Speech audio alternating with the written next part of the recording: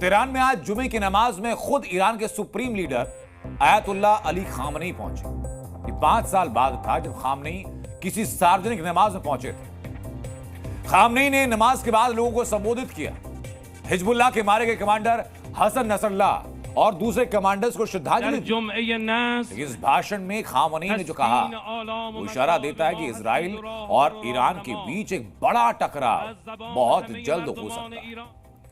दरअसल Ayatollah Khamenei ने सबसे बड़ा बयान जो दिया कि अगर जरूरत पड़ी तो इजराइल पर फिर हमला किया जाएगा, जिसका सीधा मतलब यह कि इजराइल अब भी ईरानी मिसाइल के टारगेट पर है।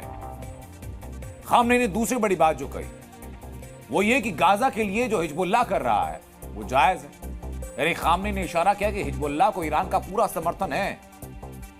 और तीसरी बड़ी बात जो खामनेई ने कही कि वो 7 अक्टूबर को इजराइल पर हुए आतंकी हमला जो हुआ वो पूरी तरह से जायज था। यानी सीधे सीधे इजराइल को चुनौती दे दी गई। खामनेई ने इन्हें ईरान का स्टैंड क्लियर किया कि वो युद्ध जैसे हालात से पीछे हटने नहीं वाले। और जिस तरह इजराइल अपना सैन्य ऑपरेशन कर रहा है वो बताता है कि जंग से इजराइल को परहेज नहीं है। यानी एक बड़े युद्ध की संभावना बनी हुई है।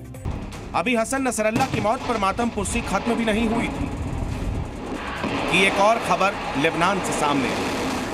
यह खबर थी हिजबुल्लाह के वर्तमान हाशिम साफी अल-दीन पर इजराइल का हमला। इजरायली एयरफोर्स ने बेरूत में एक इलाके पर हमला किया लगातार बम्बर से और हिजबुल्लाह चीफ की मौत की अटकलें लगने लगी।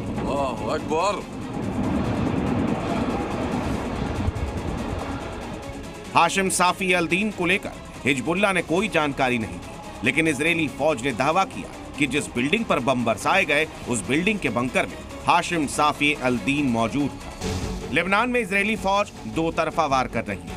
एक तरफ एयरफोर्स बेरूत पर बमबारी कर रही है तो दूसरी तरफ इजरायली फौज दक्षिणी लेबनान में ग्राउंड अटैक कर रही है।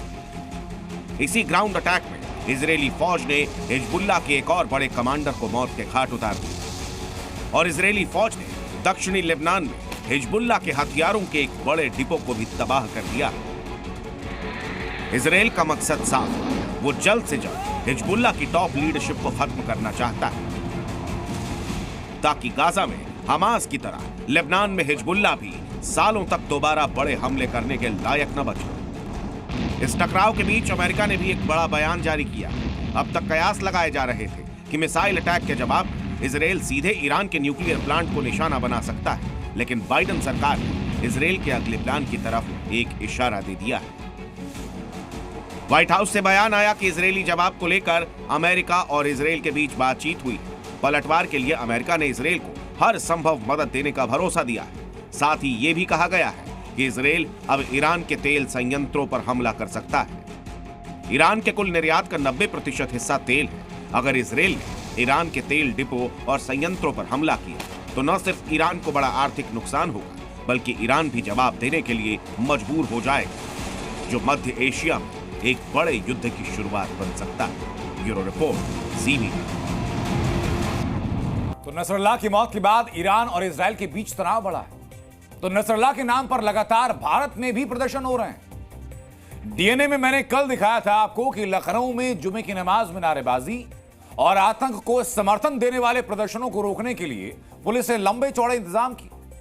भारी पुलिस बल तैनात किया गया, अर्धसैनिक बलों को डिप्लॉय किया गया। तो आज जुमे की नमाज हुई, सड़कों पर लोग नहीं उतरे, लेकिन दीवारों के अंदर नारेबाजी जरूर की गई।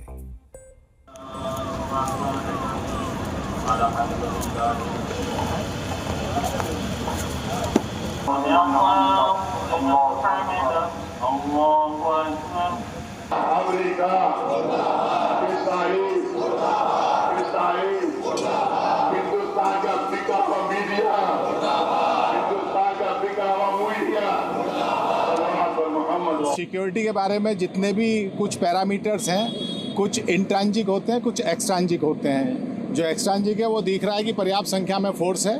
बाकी हमारी जो खुफिया एजेंसी हैं वो भी लगातार सक्रिय हैं। बाकी ड्रोन और इत्यादि से बिल्कुल हम समय समय पर करते ही रहते हैं। आज भी लगा रखा था कि कहीं अनावश्यक रूप से जमावड़ा ना हो लोगों का। जुम्मे की नमाज को लेकर लखनऊ में मस्जिदों के बाहर बड़ी संख्या में पुलिस फोर्स तैनात रही, लेकिन उसके बाद भी नमाज के बाद जबरदस्त नारेबाजी की गई।